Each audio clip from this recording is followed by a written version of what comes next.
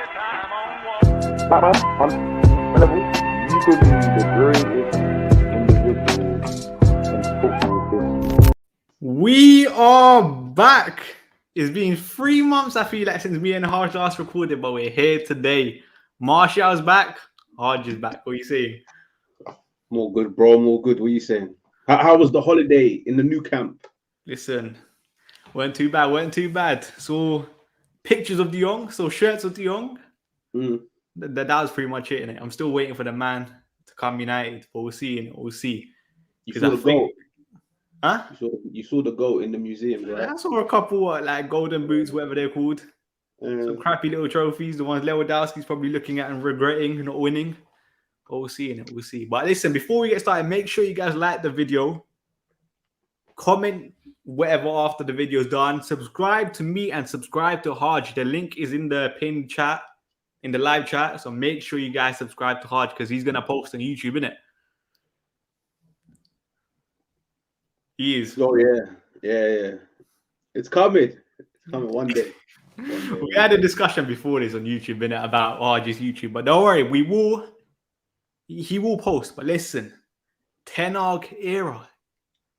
Mr. Anthony Martial might be back. A lot of people want me to apologize. I've said this before. He's playing very good right now. Phenomenal right now. As I said, it's only pre-season. Let Anthony Martial perform. Or keep these performances up by October. Then I'll apologize for you lot who are just going to be on to me. But anyway, what are you saying on the front three? I like it. To be fair, the front three picks itself at the moment.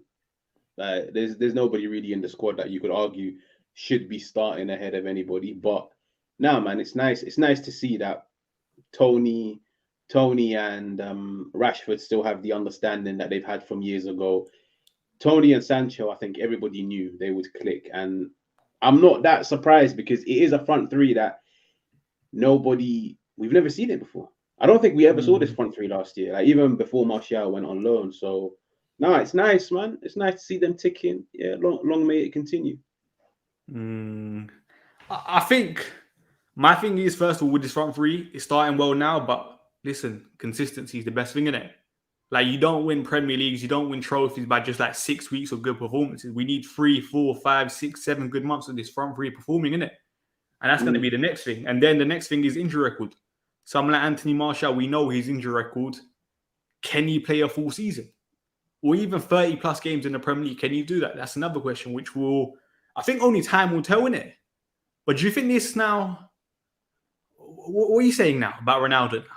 Because I think that's what people, I don't know how people feel about Ronaldo, innit? Big up Ty as well. I feel like a lot of people now are kind of turning on Ronaldo and just want him out kind of thing, innit? After seeing this front three perform. But I'm like, I get people saying this front three is more fluid and it won't be more fluid with Ronaldo, as fluid with Ronaldo. But it's kind of like, let's see Ten Hag's plan for Ronaldo. If obviously Ronaldo does come back, which I think he will, because I don't think he's getting a move anywhere. No, but the whole like fluidity comment, I get it, but then at the same time, I don't. Because it's like people have tried to create this narrative that the front three looks more fluid because Martial was in the center. Now, I probably agree with that 25%. But what happens if, let's say, Martial gets injured? Does that mean Man United are not fluid anymore? Like, I'm baffled that when you watch Man United, we look fluid from goalkeeper to attack. There's a better understanding in defense. The midfield is non-existent, but in attack, the fullbacks and the wingers look better together. You could say that about both sides. Down the middle, we look a little bit more fluid. The team just looks more fluid collectively. So that's why I don't understand the whole, it's because of Martial. But with Ronaldo, nah, man, like, you know how it goes. Like, there was always that massive divide between Ronaldo and Martial. And I've always said it. Like, it stems from Player FC. Martial FC was butthurt that Ronaldo was signed and their boy got shipped to Sevilla. And now it's like the complete opposite. Ronaldo FC is upset because Martial was doing so well, and it might mean. Don't say I'm upset. Don't say I'm upset. Bro, I said Ronaldo FC in it. Yeah, if the shoe fits. No, because I know a lot of people are gonna say me in it. But you saw me on Twitter. I was praising Martial in it. Yeah, and I've said this, by the way. First game of the season, Ronaldo don't start for me. It has to be this front three that we're seeing right now. As much as I love Ronaldo, yeah, it's kind of like he's missed right now. I think it's 3 weeks of preseason. I think. Like, say what you want. Say, like, even if you think Ronaldo's a better player than Anthony Martial, which I still agree, but I still think he is. I think it's all about knowing what the manager wants, innit? And clearly, like, Ronaldo might be keeping himself fit, all of that stuff, but match fitness is a different thing, and following the manager's instructions is also another thing, which is why I still wouldn't play Ronaldo for the first game of the season. I think I'm not going to say he has to fight to early, like, his place back, because I think Ronaldo's good enough, innit? I think he will get his place back, but I think he's going to have to kind of, like, be slowly brought into the side, because you can't start straight away for the first game of the season. Yeah, no, that's definitely what's going to happen. Like, it's not just with Man United. You see it with so many other teams. Like, you look at that front three. You know what? Scrap the front three. You look at all the players that have attended preseason. They've now got a wider understanding of how Ten Hag wants to play. Ronaldo hasn't even been coached by the guy yet. Ronaldo's fitness isn't on the same level as all of these players that have been training week in, week out and playing 90-minute games or 45/60. Ronaldo is at the bottom at the moment, in terms of the pecking order, Now, some people like to think, he's at the bottom of the pecking order because of quality, because of this, because of that. Nah, Ronaldo's at the bottom of the pecking order because he decided not to come to preseason. You have to pay the price for your actions. That's how it goes. First game of the season, I expect to see that 3. And the thing is, I expect to see that 3 until it reaches a point where you begin to question it. So I'm talking, if we're in game week 5, and this front 3 looks good. They're getting goals, they're getting assists, they're benefiting the team off the ball, this and that. Bro, we can hit Christmas. I don't mind. As long as it's working and we're winning games, Ronaldo can ride bench. Ronaldo can come off the bench. Ronaldo has no right to walk back into this team. Like, that's what I've been trying to tell people. And at the end of the day, competition is so good. Like, you know what's so funny? Around the whole team, everybody wants competition. So, like, everybody's always criticizing, for example, Maguire when he's poor. Like, there needs to be competition. If Maguire was poor, he needs to be dropped for another centre-back. The same thing applies to Luke Shaw. The same thing applies to David De Gea. But why is it when it comes to Ronaldo and Martial now, there shouldn't be any competition? It's one Brer or the other. It doesn't make sense. Just keep the same energy for every single player. Facts. Big up Ty as well. He said over 100 people watching. Make sure you guys like the video. Follow what he said. Make sure you guys like the video. And this is another comment I really like in it by Arctic Man. He said, do you not think the reason we're playing well is because we actually have a top attacking modern coach? I feel like a lot of people are overlooking this, Like, the Ten Hag factor, people are not... Like, remember before, people were saying Ten Hag's in, like, Bruno's going to struggle, Rashford's going to struggle. We haven't really given plays that maybe people don't like a chance to see if they can actually impress the new manager. Like, people thought straight away, Martial, that's it, he's going to bang on the 10-0. Why not? Why can't Ronaldo elevate his game even more than compared to last season under Ten Hag? We've seen it for the first 2 games. Like, I don't know what you thought about Bruno yesterday, because we haven't really spoken Bruno yesterday, but I think the first 2 games we spoke and we said we were really impressed with Bruno. And that surprised people, innit? Because people straight away had, like, kind of ruled out Bruno under the new manager. But he's done all right. I think he's done very, very well the first 2 games. So I think that's another thing people are overlooking with the Ronaldo Ten Hag factor, I feel like. No, I think, like, you know what it is? I understand the majority of United fans. Like, we've literally gone from dross to dross when it comes to managers, okay? And, like, when you look at the squad's never ever really made sense. We've spent a lot of money on this squad, but in terms of the players, in terms of playing to their strengths, we've never ever really done that. And now, for the first time in years, a manager comes in with a certain way of playing. And you could see he's improved every single player. Like, everybody knows my stance on some of these players. Some of them I rate, some of them I don't like. But every single one of them has looked good. Like, trust me, getting Bruno Fernandes praise out of me is a tough ask. And I was the first person to say it in the first 2 games. I was like, he looks good. He looks really good. Like, I never ever thought one day I would associate Bruno Fernandes with the word fluidity. Never ever in my life. But the first 2 games, he wasn't detrimental. Like, the thing about Bruno is that he's never ever going to look good on the eye. But at the end of the day, as long as he's efficient in possession, it's not a problem. He doesn't have to look good on the eye when he's doing the 1-2s. He doesn't have to look good on the eye when he's dribbling past one player. At the end of the day, as long as we retain the ball, it's fine. And you could see every single player is benefiting out of this. And I think the route we're trying to go down is like this goes back to the whole Ronaldo and Martial thing. As much as people say, oh, we don't want Ronaldo because now we have to play to an individual. When people speak about Martial, they genuinely make it sound like the team is based around Martial. If Martial's taken out of this team, fluidity is removed. No, we're trying to build a fluid team where it doesn't matter who plays. You can take out Martial, you can take out Ronaldo, take both of them out. We'll still be fluid. Like the best example I can give is Liverpool, I think in Klopp's third season. Bro, everybody remembers this game. They went and played Everton in the Carabao and they put out their C team. They put out their C team against Everton's A team.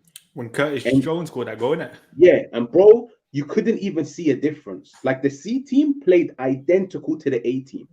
That's the route that we're trying to go down. So it doesn't matter who starts up front or who starts on the left. And someone said then the question is, how does Ronaldo fit into Ten Hag's system? Listen, Ten Hag spoke very highly of Cristiano Ronaldo so far, innit, from what we've heard. He clearly has a plan, innit? And let's be honest, right now, I feel like this entire fan base should trust Ten Hag with a plan. Because so far from the first 3 games, what we're seeing is working. Like, he has a pedigree of improving players. Like someone said, like, remember Halle, for example. Halle at West Ham, dusted. Ajax, rejuvenated. Like, he has a way of making plays that people might not like. So, for example, in Ronaldo, in this case, that people don't like, making it work. And you never know. Like, he might just play Ronaldo on the left. Like, remember what we were talking about yesterday? He might just have the idea and think maybe Martial up front, Ronaldo on the left, drifting inside. He doesn't really have to hold the ball up, which a lot of people say is his weaknesses, and making it work. Using maybe a bit like Aubameyang for Arsenal at times on the left. You never know. I get it. I'm not saying that's the case, innit? But I'm just saying that could be an idea. Yeah, no. Like don't be surprised.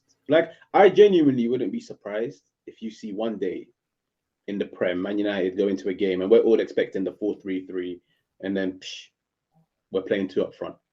I genuinely wouldn't be surprised. Like, at the end of the day, that's the benefits of having an elite coach, but also a manager that's capable of like tweaking his tactics. Like, he's got a favored way of playing, but he's shown, I'm not going to just stick to the 4-2-3-1 or to the 4-3-3. I will change it up. That's what the best of managers do. Like, how many times have you seen managers for 5 years they played the 4-3-3? They go into a team, they realize I don't have the players to play 4-3-3. So am I going to sit down and sulk about it?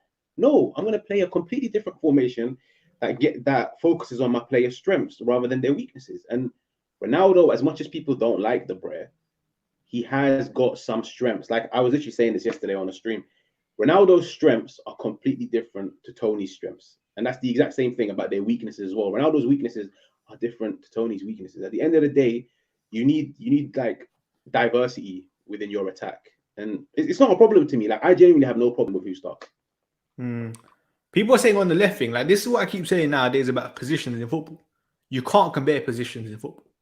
Like, you can't compare, for example, a Liverpool right back to an Arsenal right back. They're doing 2 different roles, which is why when people say Ronaldo on the left, Ronaldo's not going to be like a natural left winger kind of thing, innit? If he's utilized it. I think, funnily enough, remember Michael Carrick against Villarreal? Yeah. When he had, I think, Martial up top and Ronaldo on the left for a bit. Who up top, sorry? I think he had Martial up top and then Ronaldo on the left. Which Villarreal? Away. I think we won 2-0. Ronaldo scored that game. And Sancho scored. I think Tony came off the bench. Nah. I think Martial started that game. And there was a period where Martial was up top and Ronaldo was on the left, innit? Okay. And I think defensively, when we obviously like sitting back and stuff, then Ronaldo and Martial kind of went as a 2. So we had that like 4-4-2 kind of shape, defending-wise. So even though Ronaldo's on the left, you're not utilizing their kind of thing, innit? And that's what I say about positions in football. Positions in football can't be compared, saying, like what I said before, the Arsenal-Liverpool right-back thing, for example. 2 different roles. It's all about roles in football. It's not about positions. Yeah, no, 100%. Like, the position you see on paper, I can guarantee you, it's not the position. It's not the formation, sorry, in possession. And it's not the formation out of possession.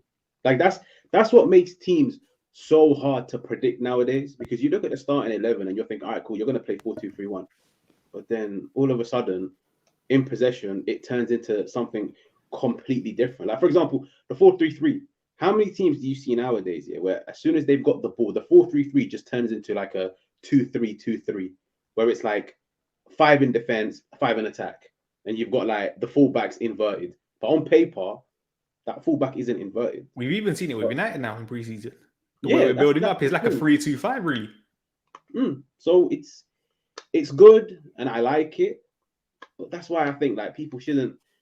I don't know, man. I just feel like at the moment, don't pay too much focus on players. At the end of the day, as long as United are winning, as long as United are looking good on the eye, surely that's the number one aim, right? If you'd rather your favorite player play and United win, then it's a completely different question. As long as United are winning, I personally couldn't give a shit, and I've always kept that stance. If you signed back Edinson Cavani, and Cavani leads the line, and he's bagging, and everybody's looking good, and I'm enjoying watching Man United, I couldn't care less if Ronaldo was on the bench or if Martial was on the bench. Like someone said, before like I move on to the next thing, make sure you guys like the video as well. Make sure you guys subscribe to Hard. And someone said, if you study 10 hours football, you know you have to be comfortable with the ball in tight spaces. CR7 cannot link play under pressure. Did everyone not say the same thing about Bruno? And Bruno so far is impressed in preseason. Like, why not just give these lot a chance kind of thing?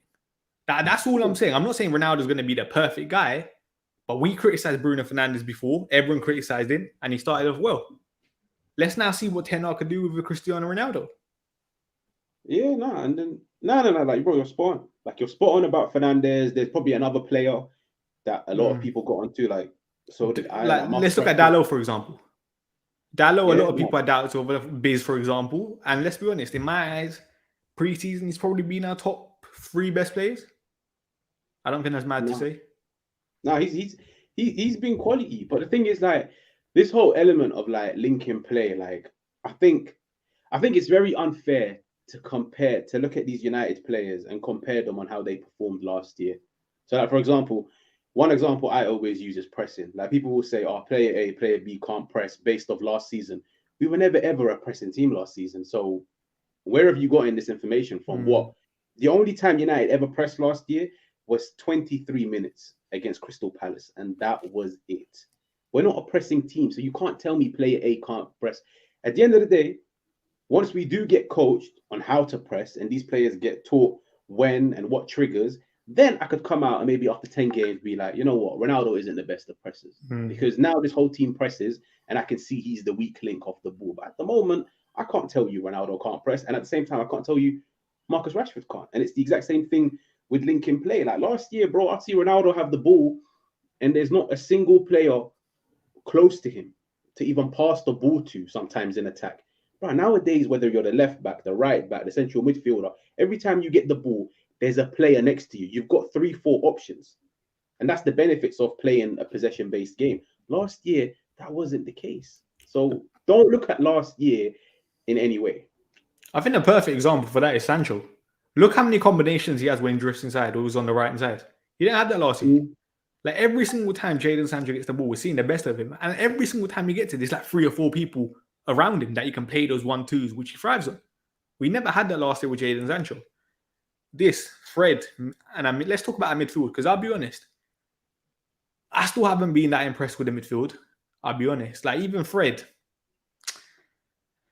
like, I'm not going to say he's been bad, but I wouldn't say that he's impressed me massively kind of thing, innit? Even though I do understand he's doing a different role for the side. What have you thought in the midfield? Been poor, I think even though I said everybody looks like, well, everybody's impressed. You could see everybody's performances have like elevated to the next level. But from game one, and even though it's preseason, but from game one, that midfield is poor, man. Like I don't rate McTominay. Like, I literally can't wait for the day he leaves. But Fred, as much as people like Fred, I can't lie to you guys. Fred ain't the guy. Like he's okay, but Fred shouldn't be starting, man. So nah, man, the midfield's probably been the worst out of everything, out of the defense, out of the attack, even out of the goalkeeper. The midfield's been the worst. Yeah, I can't lie. I haven't been impressed. Like, even You know what? You know what annoys me the most about Freddie? You see, Fred, this guy and his shooting. Honestly, it annoys me so much. Like, don't get me wrong, he scored the chip against Allison and stuff here. But you see this guy shooting, it annoys me so much. Like, he needs to just stop in it. But I think overall, like, don't get me wrong, I feel like the structure of our midfield is a lot better and stuff, innit? But I still feel like we need a bit more from McTominay. I can't lie, you see, the more I watch the midfield, I don't know why I keep thinking that Eriksen's gonna play a bit deeper, you know. I feel like Eriksen will be like in that McTominay role potentially. Because McTominay's picking up positions a bit higher up the pitch kind of thing, innit? And Fred's kind of the deep one. Kind of how we saw Donny van der Beek in the second half. Yeah, you did. But nah, man, that midfield, it needs improving. Like, I'll be honest with you guys. Like, I get it. Everybody loves Fred. You love how tenacious he is, this and that. Fred doesn't start for any top team. Like, with all due respect, he doesn't. But at the moment, he's the best of a bad bunch, and that's why I feel like, yeah, don't really get onto the guy. But if we're being truthful to ourselves, you're gonna have to upgrade on McTominay. You're gonna have to upgrade on Fred one day. So it is what it is. People are saying you look like Roman Reigns, you know. To me, yeah, oh, man. Tielemans as well. I saw the Tielemans links today. I'll be honest, I don't want him. I do not want him. Like, don't get me wrong, I think he's a decent player, but I don't know if he's the right guy for Manchester United. But I've said this, yeah. You know, if we don't get De Jong, the midfielders that we've been linked with have been Tielemans and Neves, and I'm just like, they're completely different profiles. I don't know what United are going to do if we don't get De Jong. Which does kind of worry me now, you know, because I don't know what's going to happen with the De Jong situation, even though I still do think he comes. We ain't getting De Jong, bro. Nah. We heard it here. All right? We ain't getting the guy. Your team is playing him centre back or something yesterday. Yeah, but no, it is 6-0. But never tax, isn't it? Yeah.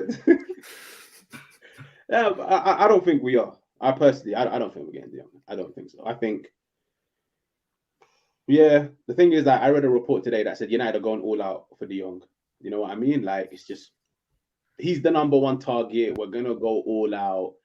I'll be honest with you guys, innit? Like, it's not rocket science.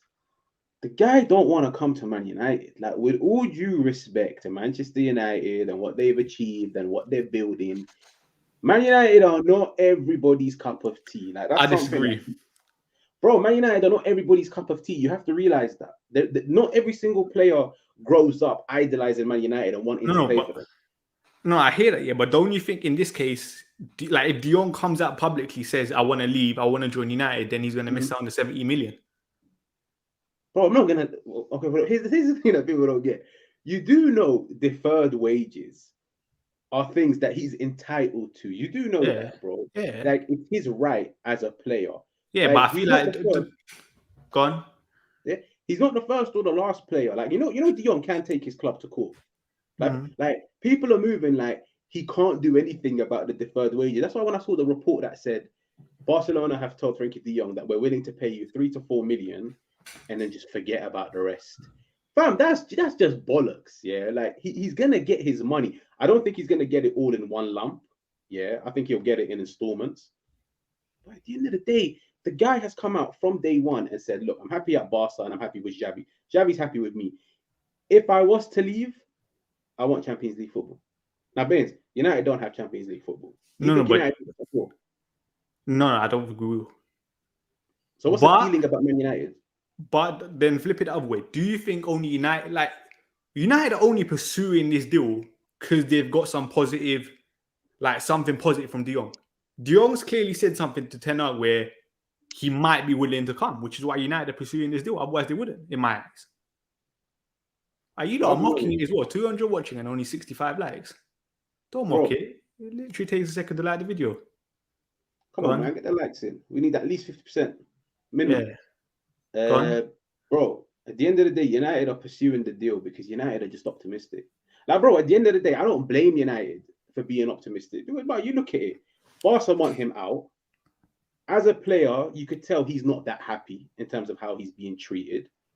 He's got the opportunity to reunite with Ten Hag, which people seem to make it seem way bigger than it actually is. He can reunite with Ten Hag. He's going to come to Man United, the biggest club arguably in the world. But at the end of the day, the guy has come out numerous of times. Like on a real. He looks at the way he looks at what Barcelona are building at the moment, Champions League football. Barcelona have probably got a higher chance of getting Champions League football than Man United do. On a real, what is appealing about Man United besides money and Ten Hag? That's his only choice though. No, but the thing is, bro, he's also got the choice to stay. He can stay, by the way. That's why I'm telling you that deferred wages isn't that big of a hurdle as people are. Don't get me wrong. I know like he can stay in it, but the fact that United have been pursuing this deal for now 3 months tells me something that he has spoken to Ten Hag, and Ten Hag he's told Ten Hag, yeah. I would be willing to come. I don't think he's told him yeah or no. I don't think he's told him yes or no. Nah, be honest, man. I think he would have said to Ten Hag, yo, let me sort out my wages and then I'll probably come. That's what I think it is. Because there's no way United will be pursuing this deal for that long. I think they would have walked away by now. Same way, for example, Timber said no, they walked away, went on to Martinez. Yeah, but United are not going to make themselves look stupid pursuing a player for 3 months, a player that doesn't want to come to United. They would never do that. Bro, at the end of the day, United are not the first club or the last club to go all out for a player and not end up getting them. No, I hear that, yeah, but just because you've shown 3 months interest doesn't mean you're guaranteed to get them. You know what I mean? But it's not even just interest. United have been in talks with Barcelona. United had been in talks with his representatives. Like, United have clearly struck up a deal with Barcelona. Like, there's no question about it. Like, Richard Arnold was at Barcelona. There's no way a CEO will go to Barcelona unless that deal was like the late stages in terms of agreeing a fee. Which is why, like someone said it, the fee's agreed. It's just now the De Jong wages situation that I think's holding everything up. Bro, the fee is agreed with Barcelona. Yeah. It's not agreed with him. Like on a real, the guy has come out numerous of times and said, I want to stay at Barcelona. Like, I'm literally not making this shit up. Every single day there's a report that comes out. No, but you see this. He's happy at Barcelona. Don't you think now, like, for example, you know, like all the Spanish reports keep saying De Jong wants to stay, Barcelona, Barcelona might, whatever, De Jong wants to stay. But if you're listening to the English media, everyone has said that De Jong is willing to join Manchester United. Ten Hag has convinced him. Okay, cool. That's all the reports have said. You just said it yourself. So don't you think maybe like the Spanish media are also trying to play a game here? Bro, I'm not even gonna lie to you. At the end of the day, I think it would be in favor of Barcelona for the Spanish media to come out and say that De Jong wants to leave, because then it just puts more pressure on the guy. Like, it doesn't make the club look good when the club are saying we want to get rid of this player because of financial reasons, but then Spanish journalists 2 minutes later come out and say, oh, but De Jong wants to stay and Xavi loves him. And Laporte is a big fan of him, and this and that and this and that. Bro, it doesn't make sense. More times, the media and the club are always on the same page. That's why I'm telling you, what you read in the UK is completely different to what you read in Spain. And now ask yourself, why has it been 2 months? Why has it been 2 months and nothing's happened besides an agreed fee? And now people are trying to use the whole deferred wages as a hurdle. I swear to God, I reckon if Chelsea put a bid for him, he goes. He wants Champions League. But I don't think that's the case now. I just think he wants his money. Bro, he's gonna get his money, man. I don't think money is that big of a problem. He's gonna get his money. No, Hodge, come on. If you're owed £17 million, I want the money. And if I'm De Jong right now, Barcelona buying all these players, Rafinha for over £60 million, who's the other guy? Lewandowski, what, for 40-50 million pound?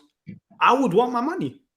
If you don't want me to leave, I'm only leaving once you pay me. That's what I think the case is right now.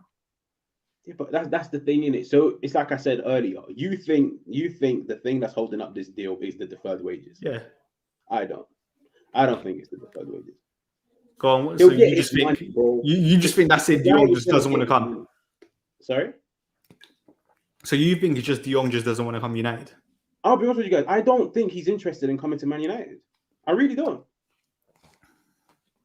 Fairs. And I'll stand by that, by the way. Like I've said this, by the way, from like a month ago. Harja's actually been consistent on this. I've said the guy isn't coming. I've always said there's going to be more twists to it. And I remember when I came back from holiday, the fee was agreed supposedly. So why has it been a month and nothing is materialized? deferred wages is an excuse. Here's the thing, but if I'm wrong, I'm wrong, innit? It is what it is. I couldn't give two shits. No, but I'll be But honest. You know why I don't think it's an excuse? It's a valid reason because United have paid, or the new agreed fee was higher, in it, that the actual fixed amount. And people have said that money could be used to be paying, obviously, the wages and stuff. yeah, United, because bro, here's the thing, you have to bear in mind, innit? Yeah, you see what you said earlier, which was United, Ten Hag, Myrtle, whatever. They're not going to make themselves look like fools by going all out for a guy and then not getting him. United are now desperate. You have to bear that in mind, bro, because I've never seen this in my life. 2 months trying to get a player, and at the moment we've just hit a brick wall. And I'll be honest with you guys, I don't even know what's going on now. Like, But Barcelona are also desperate to let him go, though. Bro, I'll be honest with you. I don't think they're desperate to let him go. I think they are, because they can't register players, can they? Bro, I'm not gonna lie to you. That's bullshit. I think Barcelona are more desperate to reconstruct his contract rather than letting him go. I'll be honest with you guys. If Barcelona did not like the guy and they wanted him to force him out, he would not have gone to preseason.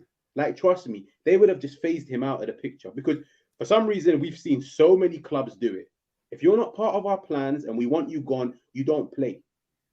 But for some reason, he's in preseason. He's playing in preseason. The manager has come out and backed him.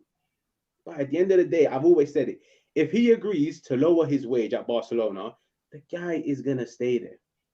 That's it. And I've said this so many times. I'm not going to say it's the harsh truth, but it's something United fans do not want to hear. Look at this Barca fan speaking right now. Yeah, that's the thing. It's something United fans don't want to hear, because I could easily come out here and tell you, oh, guys, don't worry. The youngest coming, stay optimistic, go pray to God and re-te-te. I'm just telling you, from what I've read, he doesn't sound that interested. I don't know, man. I feel like if he comes out and says, yo, I want to leave and stuff, I feel like that could potentially affect his relationship with Barca and like the money he's owed or something, innit? That's what I feel like could happen. Okay, but Baines, how long have we been chatting to De Jong? Is it 5 days or is it 2 months? 2 months.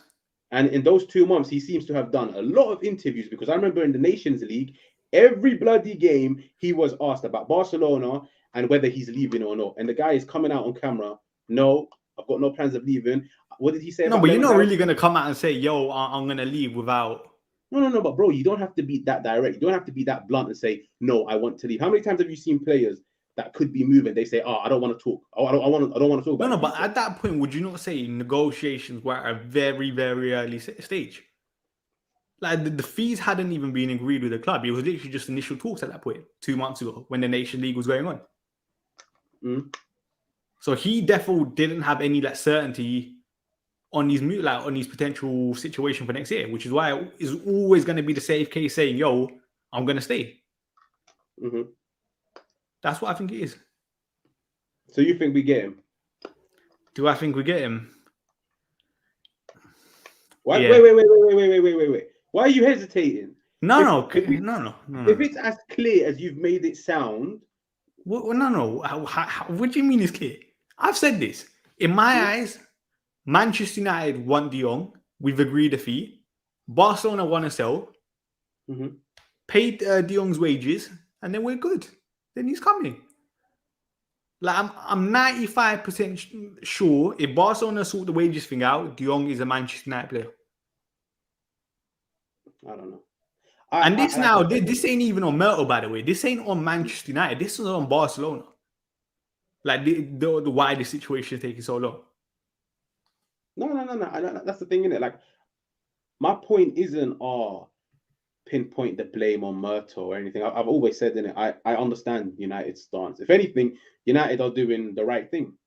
United keeping tabs on the guy. United continuously expressing how interested they are with the guy and how much they want to sign him is good, because it just puts more and more pressure on Barcelona. It puts more and more pressure on De Jong and his agent. I get it. Like, I expect United, even if, let's say, tomorrow was the final day of the transfer window, to still be trying to get Frankie De Jong. The only thing that I disagree with, I don't think it's got anything to do with deferred wages. Like, I think that's something that they can resolve. And that's why I said, I genuinely think if Chelsea put a solid offer in, don't be surprised if he agrees to go there. I'm pinning it down to Champions League football. That's what I'm pinning it down to. You want to pin it down to deferred wages? Time will tell. Listen, it's a healthy debate. It's a healthy debate. Big up Bays as well, Cavani FC. Listen, this guy and Cavani, man, his love is too much. But the next thing I wanted to ask you, do you think Ten Hag's then doing this wrong then? Do you think United are spending too much time now with De Jong? From your point of view, because I'll be honest, I'm like this. I think United, you have to get De Jong now, innit? You've gone all in. Not bad. Like, to be fair, like, it's like I said, bro, like, they're not going to be the first club or the last club that go all out for somebody and maybe risk not getting them. But because you know what it is, the De Jong thing is a very weird situation. Like, so many summers you see players leave. With this one, it's like you're operating with a club that supposedly are going through financial difficulties. Then you've got the whole deferred wages. Then you've got the player doesn't want to come.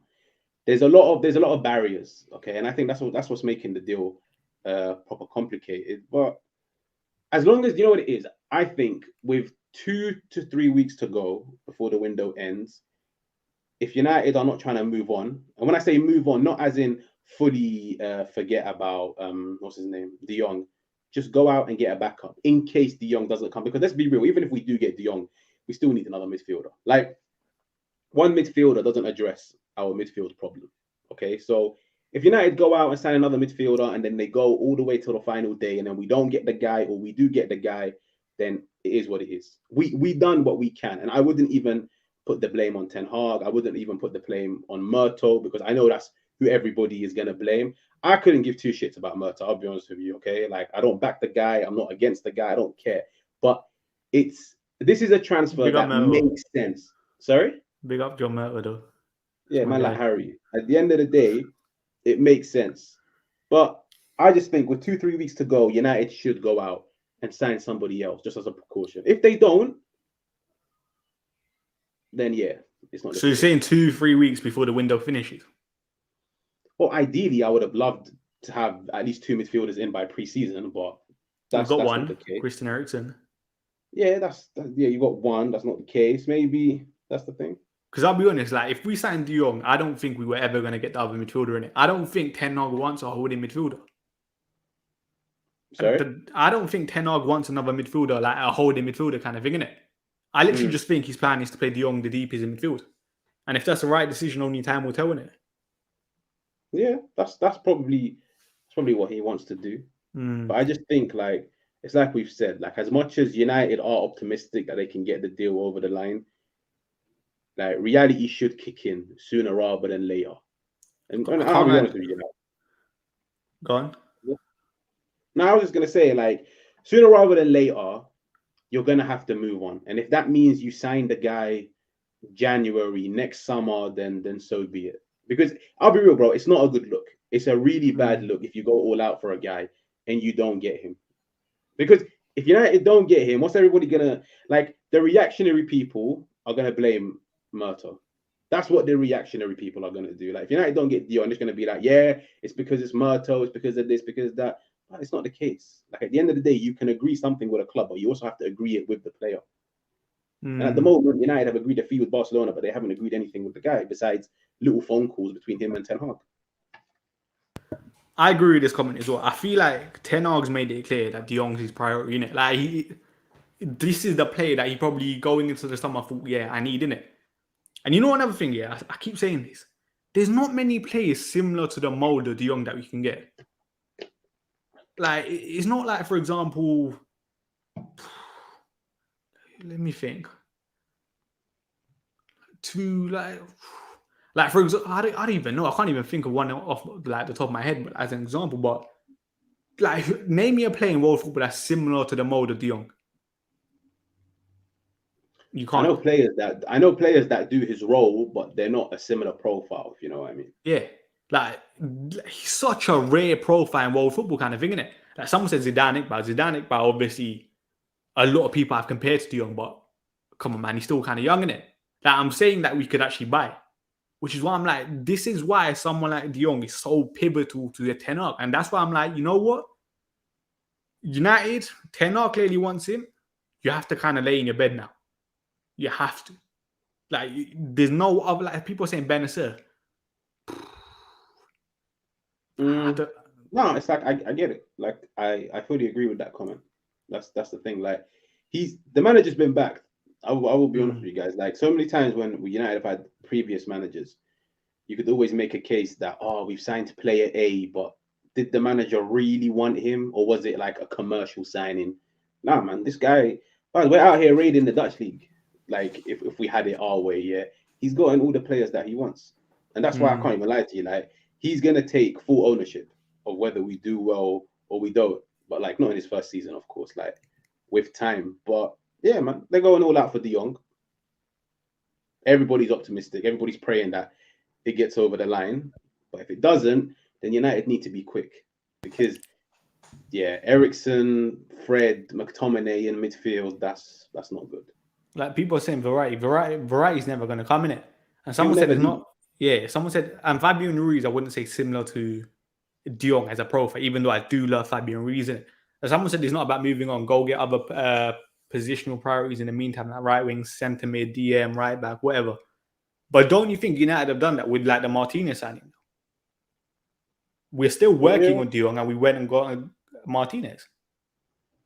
I don't think United are in the market for a right winger. I'll be honest with you. I don't.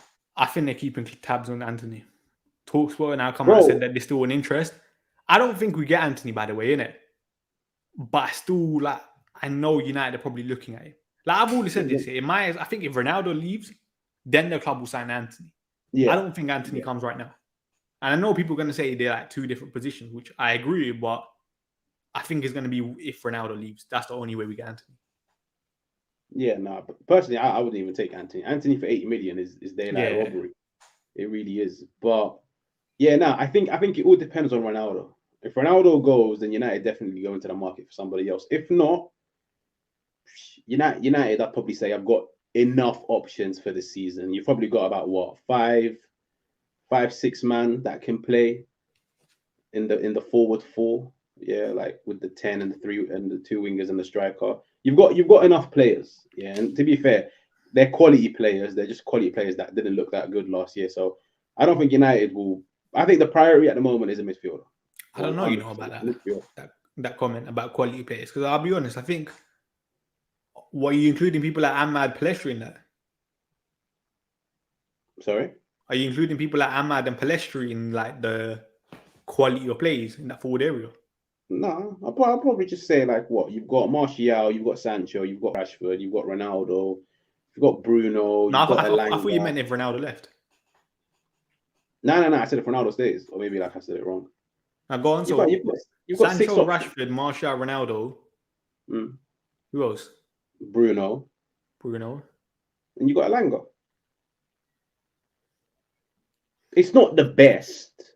Yeah, it's not the best, but fam, you could see they're going all out on what's his name? They're going all out on De Jong. And the thing is, I don't think, like, as much as I hate saying this, you can see United have a budget. Okay. Yeah, United have kept the idea in the back of their heads that maybe, just to get the deal over the line, we might have to pay an extra 5-10 million for De Jong that we never ever planned to. So at the end of the day, it doesn't make sense to go all out for a right winger, which then means you haven't got much left over to go for De Jong. So, and I'm not even gonna lie, bro. Everybody's like crying about Elanga, fam. I didn't tell you Elanga's gonna start. Yeah, like I just told you, Elanga is an option. Yeah, I swear you say quality options. Bro, I can't even lie to you guys, yeah? Like, as much as people try to make it seem like Elanga is some bomb and this and that and this and that, fam, in today's game, yeah, he's not technically the best, yeah? But physically, the kid is gifted. But at the end of the day, you don't have to be banging out 50 step-overs before you make a pass to look good and please the world. And this is a manager that's made so many shit players look good, but I trust him with Elanga. I'm not telling you Elanga's going to be a Ballon d'Or winner. Like, there's a place for Elanga in the squad kind of thing, innit? But I do think Elanga's so far struggling to kind of fully get used to the Ten Hag system kind of thing, innit? Like, you even saw it, what game was it? I think it was the second game where he started, I think, innit? And I think we were talking about it in terms of Luke Shaw and his options going forward, in terms of Elanga was meant to be the guy holding the width from what it seemed like, innit? And I think there was a point in the game where I think I heard Ten Hag shouting at Elanga because he weren't doing that role. Don't get me wrong, he's still young, he can still learn that role kind of thing, innit? But there was still like that tactical element that he wasn't picking up, which hopefully comes the more he gets used to the system, innit? But I think only time will tell with that. It's pre-season. And I'm not even gonna lie to you guys. Like, as much as people don't like the guy, when he came in last year, like, he really wasn't that bad. Yeah, he had a few bad games, but I could also make a case that he had a few good games. If anything, like, he benched Marcus Rashford, that's now starting every single preseason game under Ten Hag, and he's also looking good. And last I checked, Marcus Rashford was another player that people put into that bracket of, oh, he's just a physical athlete. Technically, he's shit. Right, at the end of the day, Rashford is not bad, you know. No, but I'm saying at the end of the day, yeah, it's a technical team, but there is also a place for physical players. Like, it doesn't. We're not talking 11 technicians. That's not how it's going to be. Like, I don't think there's a single team out there now that deploys 11 technicians. Like, nobody. You need a balance of two. So I don't understand, like, why people always like lose their head once Elanga's name's mentioned. Like I said, it's like he's shown in the past that he's good at following managers' instructions, isn't it? Let's just see. Like, no one's saying he's gonna be like you said it before, like a Ballon d'Or, you know, United's top scorer. But there's maybe a place for him in the squad, innit? And that's what I think will be. But big up Emmanuel with the super chat as well.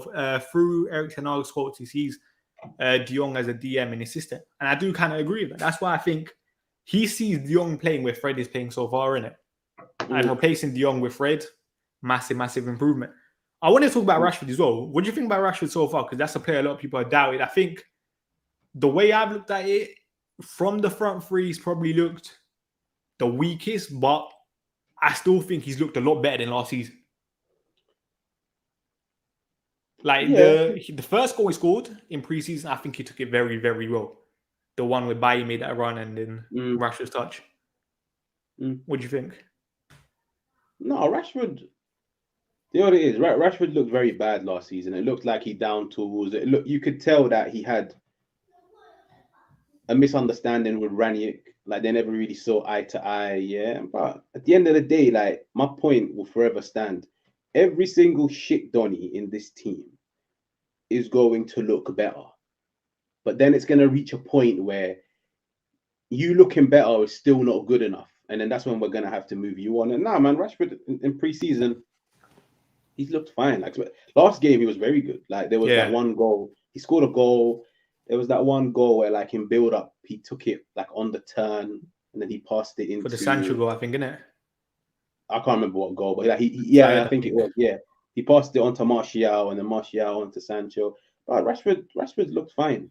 Like, and there was also a point in the first half where he put in a beautiful cross. I think Martial should have been on the end of it. Yeah. That was a very good ball.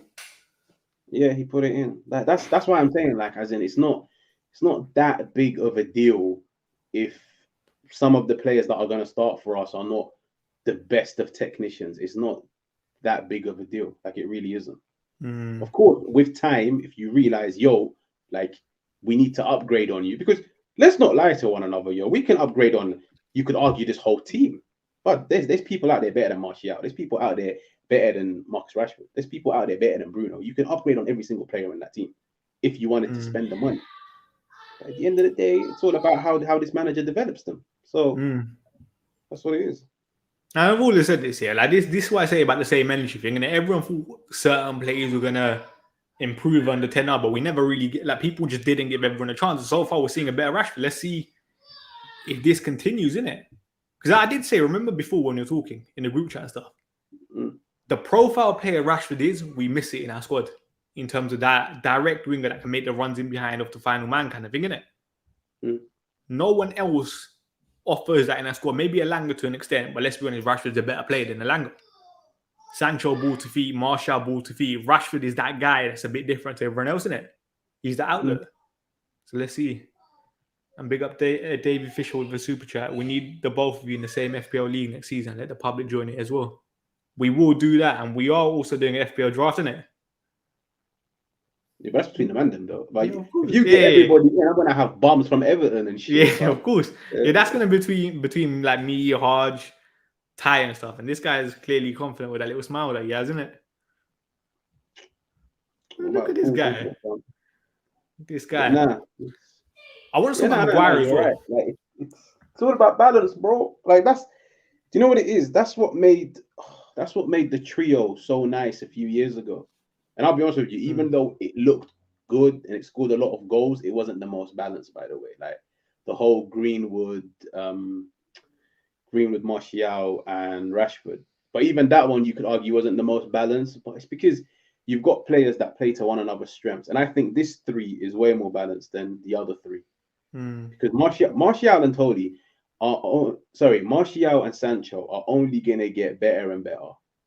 And Martial, it's like I said earlier, Martial and Rashford, it looks like the understanding is still there. Bruno's got an understanding with Martial. He's got an understanding with Sancho. But as long as you play that three together week in, week out, the chemistry is only going to get better. Their performances are only going to get better. And it's not a problem. That's what it is. I want to talk about Maguire because I don't know what your thoughts are, but Maguire's booing, I'll be honest. I disagreed with it. I disagreed with it massively. And people think I like Maguire, by the way. Like, I've seen people call me a Maguire stan. I'm not a Maguire stan, but come on, man. Like, what does booing Maguire actually do? It's not, bro. Here's the thing, innit? Yeah, it's like it doesn't really do anything, but it's just an opportunity for you to vent your frustration, and I get it. No, but it's like me saying to you, when United get battered by Liverpool, Chelsea, Manchester City, what's the point of you sitting there with a frown, getting all angry, and just having a shit Saturday? Does it change the result? No. Like the way I look at it with the Maguire thing, if he had made a mistake in that game and you're booing him, okay, I can kind of understand that kind of thing, innit? But it's pre-season. Like, what did booing Maguire before the game, during the game, every single touch do? It achieves nothing. Like, people saying that, I've seen people, when I put that tweet out, what does booing Maguire achieve? People have said, oh, this is to let Ten Hag know. And I'm just like, do you really think Eric Ten Hag cares what fans think? Ten Hag's already made his decision. Harry Maguire is going to stay as captain. I banned this guy in the chat, by the way, people. He's going to stay. So I don't get what booing Harry Maguire does. No, bro, it doesn't do anything. But I'll be honest with you, like us as fans, whatever we say, whatever we do, it doesn't do anything. It doesn't change anything. It's not going to have any impact. It doesn't do anything. Yeah, but I get it. Like, you have to bear in mind, it's probably, so it was in Australia. You could argue 95% of the people in the stadium have never ever really watched Man United besides watching them on TV. And throughout the season, they've built like some frustration towards the guy. So what? Now he comes to Australia, you get the opportunity to watch him live in the flesh. Bro, of course I'm gonna vent it out.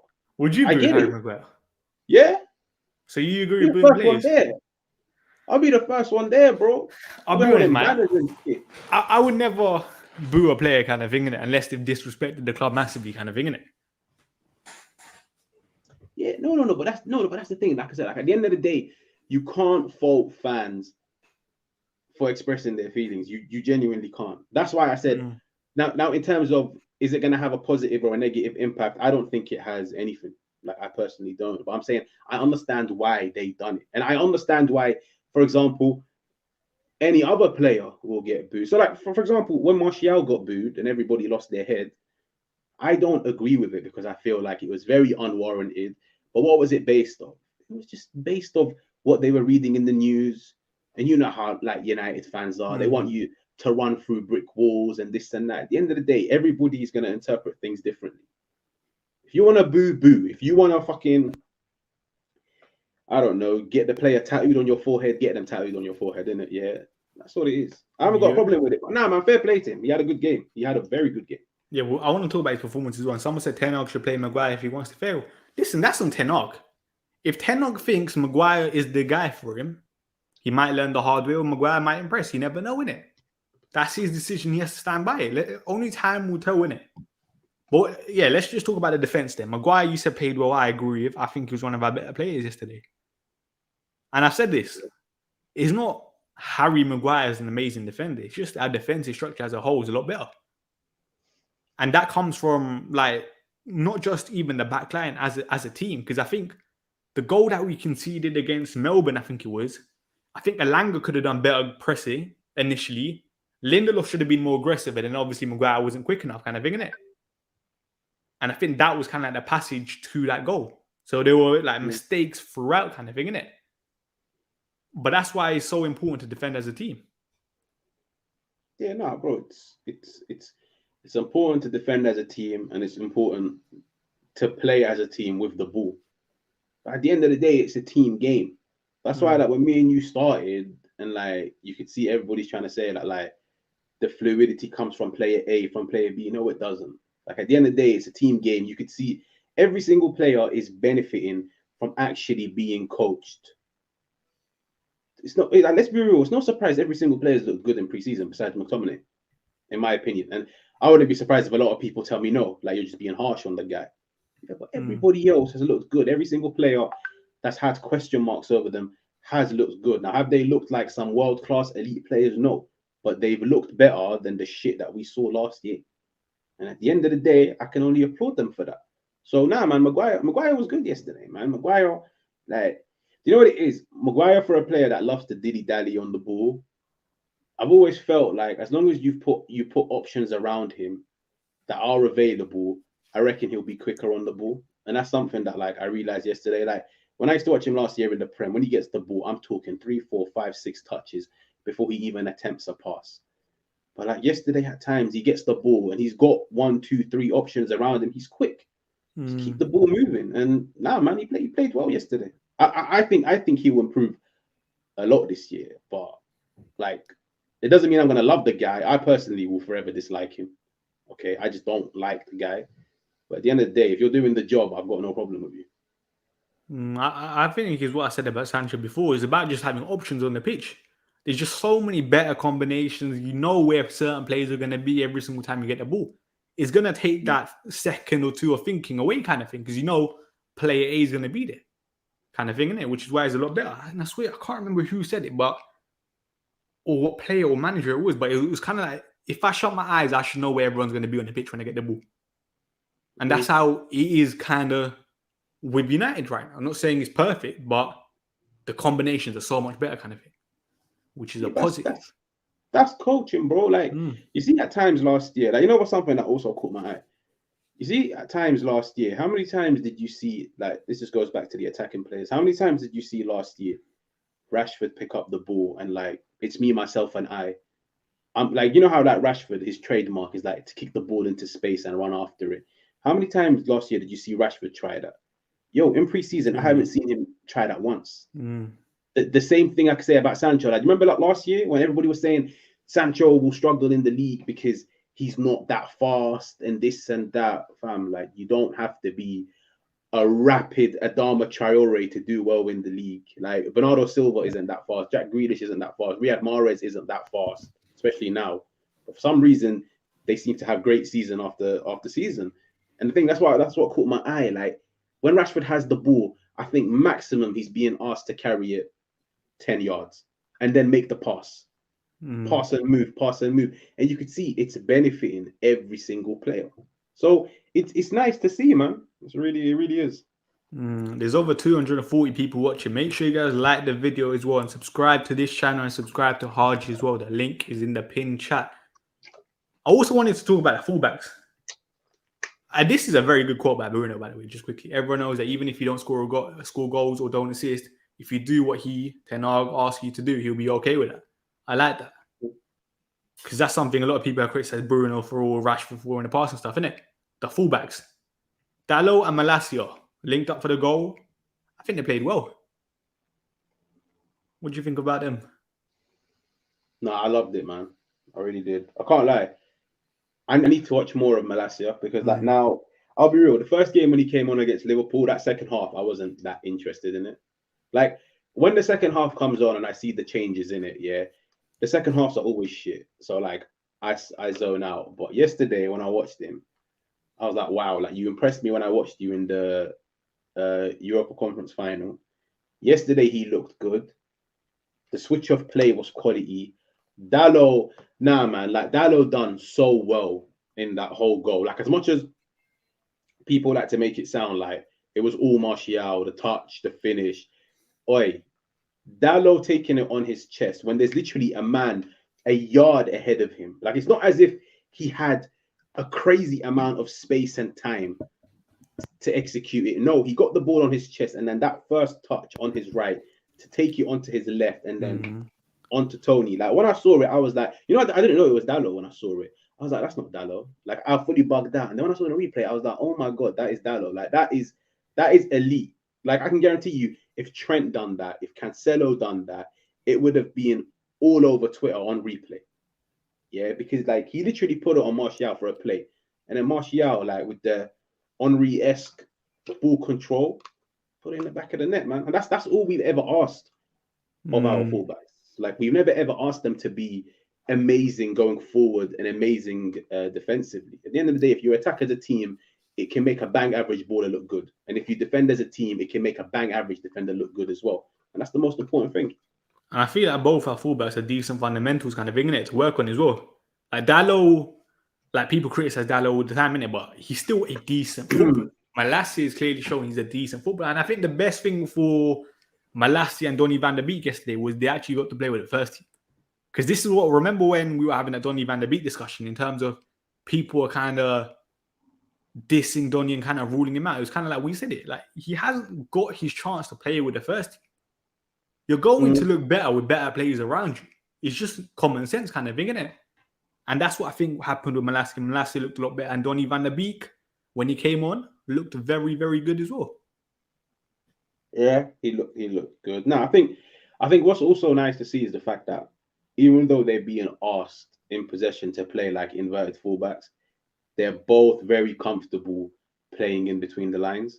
Like that's one thing I really liked. Like sometimes I see it with so many other teams. Like this is like for example, like this is why like I was a big fan of Arsenal signing Zinchenko, because I was like, this is a quality signing. Like this is a player that's a midfielder, by the way. So it's like a cheat code. You start him out on the left, but then in possession, he goes and he plays in his natural position. And there's not many fullbacks, by the way, that can do it. Like, don't get me wrong, the fullback will always be good at carrying the ball, at maybe attacking in the final third. But how good is he at actually linking play in the middle? Wow, Malacia has done it so well, so confident on the ball. Like he'll pick up the ball and there's two on him. And I could already see he's a player that can dribble. He can beat the press. He's smart on the ball. Dallo's passing this whole preseason has been elite. Like I think it was either the first or the second game where he put Marcus Rashford through. And I think like Rashford just couldn't get onto it. Yeah. He tried to like pace the centre back and he couldn't. But that pass, first time, by the way, like go rewatch it. No controlling of the ball, nothing. As soon as it came to him, he just threaded it through. And that was only gonna get better and better. And nah, man, I'm an admirer of both. And someone said, could Dallo nail down the right back spot this season? And 100%. I think there's been reports that United want another right back, innit? Yeah. But I think there's been reports that United want another right back, innit? But I think that's just more competition because obviously Wan-Bissaka could potentially leave and stuff as well, innit? And someone said Eric Ten Hag will develop Dallo and Malacia. They're the perfect ages. What, 22? And how is Malacia? I think he's young. No, he's not. I think like they're around a similar age kind of thing, innit? The early 20s. These players are coachable. These players ain't late 30s and late 20s that they kind of in their final form. These players are still very, very raw in a way and very coachable. And Dallo, someone said, he's 23. Come on, man. Like these players will just naturally improve with age kind of thing. And obviously, under a good coach now, Ten Hag, these players will look better kind of thing, innit? Which is why I'm just very happy, man. I like the way United are going right now. Obviously, 1 or 2 additions are needed, but I'm actually very, very happy. Like, I can't wait to go to that Rayo Vallecano game. I'm actually gassed for that, you know. Is that the final preseason game for the season? Yeah. First 10-9 game. You're probably going to see the A team out there. Nah, because I think they're playing a day before against Atletico as well, innit? So I don't know. We've got 2 games back to back, innit? 2 days. Oh, is it? Yeah. I don't know. But I'm so excited, man. Like, I just can't wait for this season, innit? Like, I didn't expect us to kind of buy into Ten Hag so quickly, if that makes sense. No. I know what you mean. Like, no, I agree with you. I literally said, funny enough, I said the exact same thing yesterday on my stream. I was like, usually it begins to tick, or like you begin to see some slight improvements maybe 3-4 months in. The fact that from preseason game 1, and these are players that have only had, like I think before the first preseason game, we had only been in training for 2 weeks, and you could already see the understanding. And the thing is, if you were to look at game 1, game 2, game 3, you see improvements. So it's not as if game 1 was good, game 2 was poor. No, game 1 was good, game 2 was a little bit better, and then game 3, that first hour was the best thing I've ever watched, like in years as a Man United fan. Like that first hour was quality, and bro, God knows what level we'll be at come Brighton in a month's time or something. So no, it's nice, man. It really is. This is another thing. Cutbacks. Oh my god, how good is it to see like Man United cutting the ball back? Like it's just so satisfying. Like you can actually see we're working on stuff, innit? And you know what the best thing for me is kind of like how Ten Hag always comes out after the game and said, "No, we need work on stuff, innit?" Because let's be honest, like previous managers, the fan base, they would have got carried away with that 4-0 versus Liverpool, innit? But Ten Hag was like, "Nah, there's still stuff to work on." And like, let's be honest, we could see in terms of, for example, defensive transitions, for example, they weren't good enough. We were being caught out too many times. And another day, Liverpool scored 3 goals that game. It's good that Ten Hag and the players hopefully are not getting carried away. And by the looks of it, they're starting to take in what Ten Hag is saying in terms of, yeah, we might have got the results, but the performance, there's still stuff to work on. And we are eventually improving, innit? But listen, there's still over 250 people watching, 157 likes. Make sure you guys get that up to 200. But is there anything else you want to say before we wrap this up? Big up Zeeks as well. It was his birthday yesterday. Happy birthday. Oh shit, happy birthday, bro. No, I'm good. You know, you're not going to tell them to go subscribe to your YouTube channel. Oh yeah, if you want to subscribe to the YouTube, feel free. Like, I ain't gonna beg for it. This guy, nah. I'm telling you guys, go subscribe to Hardy's YouTube channel, innit? He will post, because I told him to. So make sure you guys subscribe to him. The link is in the pinned chat. And that's it for me, innit? I'm going to be on Trafford Tunnel now as well with Ty, which is going to be interesting with this guy's Martial propaganda. Because you know Ty loves a bit of Martial. Every single tweet I've seen for him in the last 5 days has been about Martial. So we'll see. But yeah, the Tellers at centre back, that's Hardy's guy, innit? That's it. It's about Tellez is going to get sold. Yeah, I think he's going. Or I loan. think he goes. I think he goes on loan to Roma. I think the only reason he's been on the left centre back role is just to get used to like the passing angles with Martinez and stuff, innit? Oh, by the way, people think Martinez ain't going to start. Martinez is definitely starting for United. Like, But I don't know who have you chatted to that's told you Martinez. No, I've seen people think Martinez is going to play holding midfield and stuff. I guarantee you, Martinez is playing left centre back for Manchester United. There's no debate in my eyes. We literally have no other left-footed player. And you know, people like Pep, Ten Hag, they're heavy on having that left centre back, innit? He's definitely starting there. There's no question in my mind or doubt in my mind. But listen, Varane bench is going to be, I think you all, you know, I think Maguire is going to be the starting centre back or Maguire is going to get that initial chance at right centre back alongside Martinez. And then obviously it will come down in terms of maybe Varane. But listen, Varane can't help himself. He's injured. If you can't stay fit, you're not going to play. You're not going to get your chance.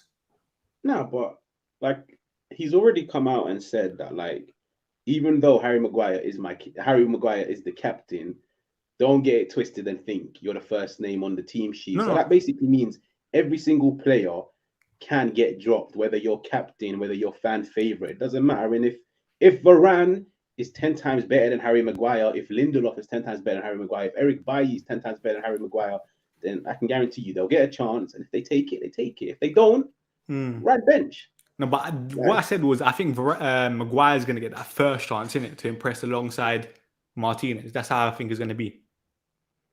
And then people like Varane, Lindelof, Bailly, who I still think if a right offer comes in, we should sell, will get their chance in it. But we'll see. Make sure you guys like the video. I am done. I'll be back tomorrow with Saeed, I think, innit? But listen, we're back with the content on a more daily basis now. But big up everyone for watching. We'll be back soon.